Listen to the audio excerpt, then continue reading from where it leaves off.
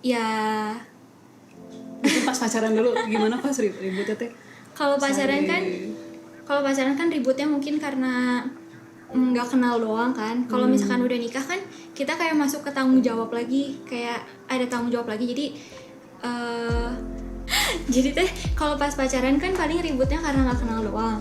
Kalau misalkan pas nikah banyak kan ributnya karena aku tuh nggak menuhin tanggung jawab aku sebagai istri, kalau nggak sebagai ibu gitu.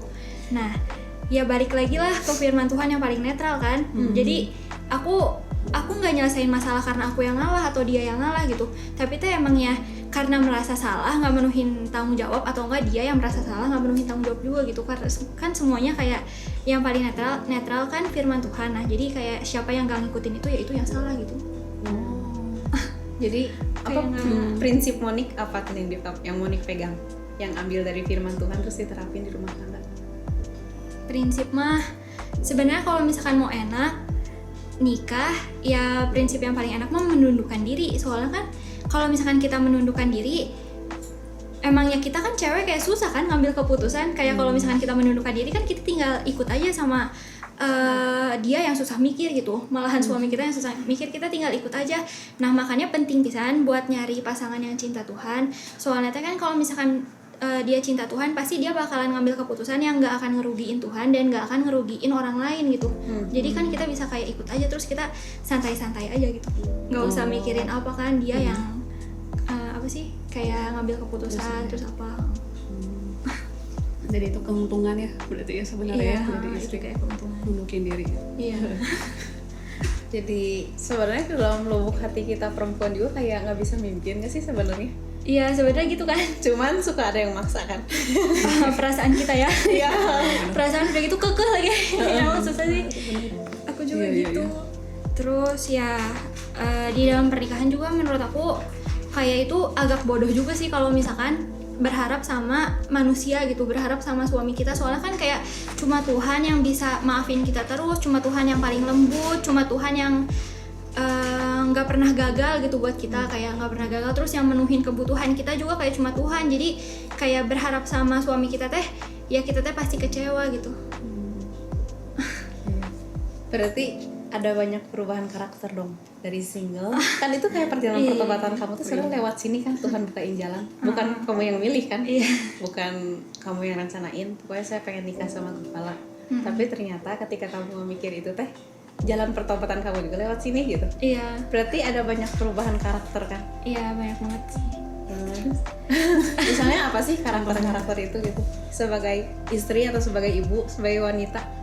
Berubah misalnya ya kayak semenjak dengar khotbah sama makin baca firman Tuhan ya kayak ngerasa kalau dirinya tuh emang jahat gitu. Terus ya berubah aja, bukan karena berubah gara-gara mau nikah atau gimana, tapi emang ya berubah aja gara-gara emang ngerasa diri jahat gitu. Jadi itu yang jadi di pernikahan juga jadi baik lah gitu, bukan gara-gara mau menikah jadi baik gitu, tapi emangnya pengen jadi kayak gitu aja gitu gara-gara dulunya jahat gitu. Motivasinya ya. Iya. Jadi motivasinya ya bukan gara-gara pernikahan, ya gara-gara emangnya pengen sesuai sama firman Tuhan aja. Motivasinya berarti ke Tuhan ya aslinya. Iya. Oke. Terakhir Mon, tentang waktu kan pasti jadi berantakan, udah ada Yehud. Dulu kan pasti bersekutu sama Tuhan kayak saat teduh, ibadah gitu lebih teratur kan. Nah ini gimana nih pas udah ada Yehud? Pas udah ada Yehud emang susah pisan sih ngebagi waktunya antara istri sama ibu juga, emang susah pisan. Apalagi kalau misalkan anaknya rewel gitu, terus dia gitu harus minta digendong terus. Kita kan kayak udah capek, boro-boro kayak mau dengerin suami, terus ya gitu boro-boro mau ngapa-ngapain juga kayak udah ngamut lah. Soalnya kayak udah capek pisan, kayak pegel, pengennya tidur langsung gitu kalau anak tidur kan. Tapi kayak masuk ke pernikahan kan kayak banyak tanggung jawab, kayak nggak cuman harus ngurusin anak doang tapi suami juga. Terus udah gitu Tuhan juga kan nggak mungkin ditinggalin. Jadi ya biasanya kalau misalkan waktu sama Tuhannya gitu jadinya ngobrol gitu. Apa sih kalau sambil ngegendong anak terus Yumi udah pulang biasanya ngobrol rohani bareng. Jadi kan kayak aku juga tahu kan gimana sekarang, terus jadi tetap bertumbuh juga gara-gara ngobrol tentang itu. Terus sendirinya ya pas lagi ada waktu sendirian paling berdoa dulu, terus ya gitu sisanya kan bisa tidur. Jadi betul ngatur waktunya. Jadi gitu ya teman-teman, versi dari Monik. Mau tahu versi dari Emi? Kita coba telepon Emi. Halo. Halo Mi. Halo. Mi, Ya. lagi syuting BY. Apa ini? Apa? Mi mau nanya, menurut Mi ya, gimana harusnya jadi seorang istri? Halo. Welcome back. Mi lagi syuting BY Talk sama Monik. Sama lagi. Iya, udah tahu ya. Ya. Mi mau nanya ya, menurut Mi gimana harusnya jadi seorang istri? Jadi seorang istri kalau menurut di Amsal sih harusnya seorang istri itu adalah orang yang kuat, yang karena kan dia harus menolong. Kalau kita lemah kan kita nggak bisa nolong. Berarti kan kalau kita harus nolong berarti kalau kita posisi kita penolong berarti kan kita harusnya kuat gitu. Karena kan kita nolong, kalau kita menawarkan pertolongan tapi kita nggak kuat kan percuma gitu, kayak lifeguard tapi nggak bisa berenang gitu. Tapi kan kalau misalkan dia jadi penolong ya berarti dia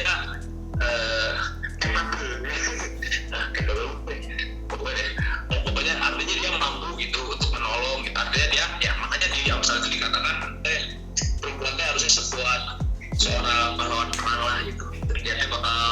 Dan dia akan membawa nama baik buat suaminya dan membawa kemenangan dan membuat suaminya mendapatkan piagam-piagam dari perang tersebut gitu. Terus kalau Monik sebagai istri gimana? Wah.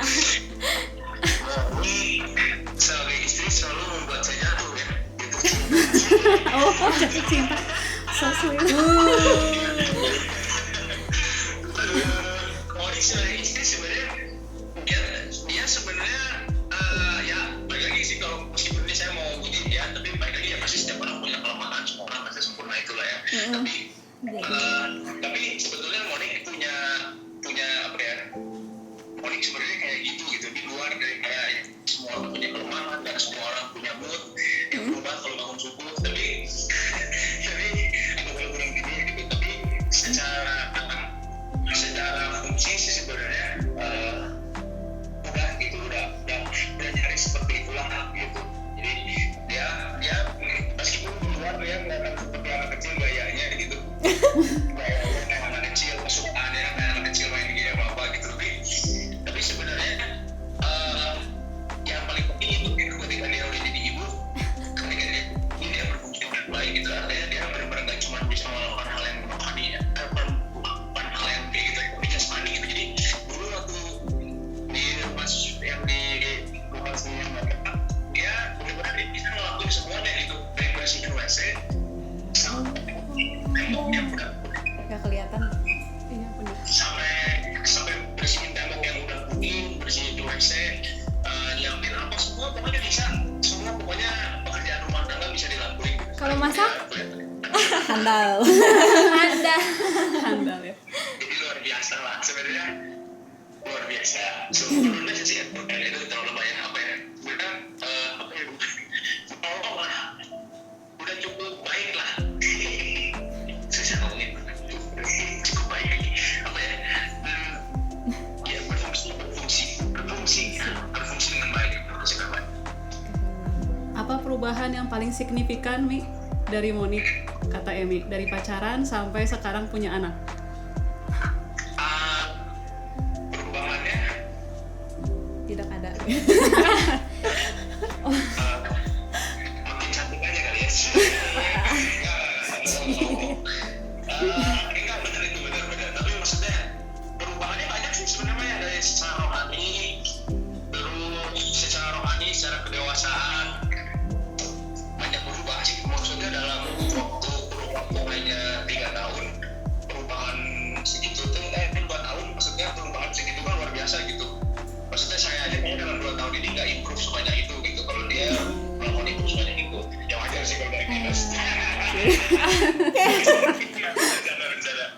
Iya, Emi teh ya.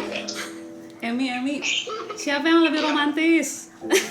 Emi atau Monik? Siapa yang lebih romantis? Siapa yang lebih romantis? Yang lebih romantis sebenarnya Monik sih, lebih haus diromantisin. Tapi dia nggak ngelakuin, saya yang ngelakuin deh. Bener. Kayak cute-cutean gitu ya. Cute-cutean kan? Iya. Kamu suka cute-cutean ke Monik tapi Moniknya bengong. Iya, dia cuma suka dalam hati aja.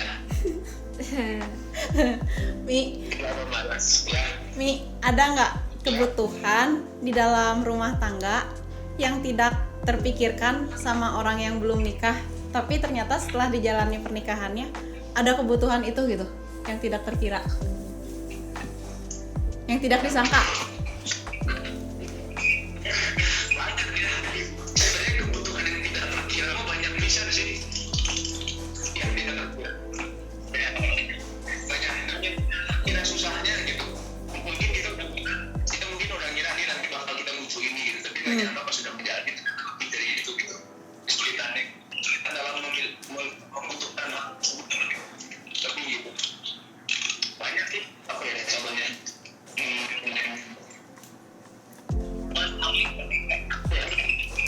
Banyak sih. Kata Monik apa? Apa tuh? Apa ya? Ya, apa ya yang nggak terduga kayak banyak pisan ya? Iya, banyak sih kebutuhan yang nggak terduga nih. Salah satunya mungkin kebutuhan untuk menyapa. Menyapa lah. Iya, kebutuhan untuk menyapa dan ngomong baik-baik. Karena kita sibuk ya, satu sibuk ngapain, satu sibuk ngurus anak, akhirnya mungkin jadi sama-sama ya lebih kebutuhan untuk diperhatiin mungkin. Kebutuhan untuk dibantuin. Pada keras. Mungkin sih orang kan berekspektasi ketika dia punya pasangan, kemudian dia punya seseorang yang bakal perhatiin dia kan. Dan tahunya di dalam pernikahan teh itu malah jadi tuntutan gitu. Akhirnya jadi kita kan membutuhkan perhatian itu karena kita pikir dengan kita menikah kita mendapatkan itu gitu. Nah ternyata pada kenyataannya setiap orang punya tugas masing-masing, punya kelelahan masing-masing, punya masalah masing-masing yang mungkin kadang-kadang tidak bisa memenuhi ekspektasi perhatian dari pasangannya gitu. Bukan tinggal perhatian tapi nggak memenuhi ekspektasinya aja gitu. Gila. Mantap banget. Wow. Mi, apa gambaran Monik sama Yehud bagi Mi? Fairy godmother ya aku.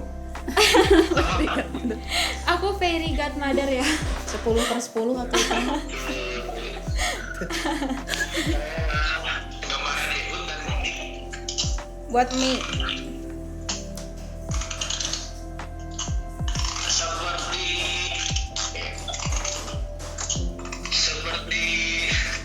seperti ronde isi dan ronde polos dalam mangkuk seporsi mangkuk ronde.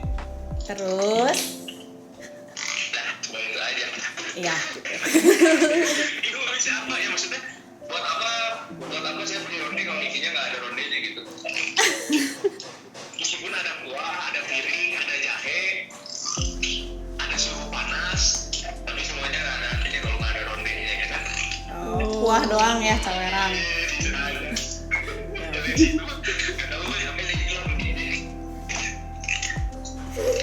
Jadi buat Mi, Monik sama Yehud adalah yang mengisi kehidupan Mi yang dikasih Tuhan ya. Kurang menggambarkan. Mungkin kalau Tuhan rumahnya, Tuhan itu rumah buat saya. Monik itu taman bunganya yang bikin jadi indah. Yehud itu parfumnya yang bikin jadi wangi. Apa sih? Mi, terakhir ya. Pertanyaan terakhir. Ya, Dari keluarga yang Tuhan kasih buat Mi, kasih Tuhan yang seperti apa yang Mi rasain? dari keluarga yang dikasih kasih apa yang saya rasain dari Tuhan gitu, dari pemberian ini gitu. Dari keluarga yang Tuhan kasih. Bahwa kasih juga mendidik enggak apa ya. Sampai ditepuk aku sama Ci Yayah ya. Mungkin cinta teh lambang seperti memberikan ketenangan, memberikan tempat istirahat lah gitu mungkin. Gitu. Kali ya. Mungkin cinta teh ada indahnya gitu, kenapa ya? Jadi itu mungkin antara tempat istirahat atau indah gitu. Jadi kayak yang Tuhan, dengan Tuhan memberi keluarga teh, Tuhan teh mau ngasih sedikit kebahagiaan dunia lah gitu mungkin ya. Oke Mi. Terus? Bukan kebahagiaan, tapi kebahagiaan lah. Apa? Enggak. Terus? Ya gitu lah, kebahagiaan mungkin Tuhan mau memberitahu saya gitu kalau dia mencintai saya, jadi dia mau kasih sedikit kebahagiaan, meskipun banyak sih, tapi maksudnya salah satu daripada kebahagiaan dalam hidup adalah diberikan keluarga. Wih. Oke Mi, mantap. Oke. Thank you ya Mi ya. Thank you Emi. Ya, aku udah langsung ya.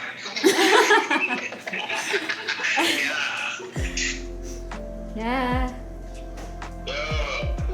Jadi teman-teman, dari obrolan kita sama Monik sama Mi, kita bisa tahu isi hati dan pikiran mereka sebagai ibu, sebagai istri, sebagai ayah, sebagai suami, itu ternyata seperti itu. Dan isi pernikahan itu ternyata seperti itu.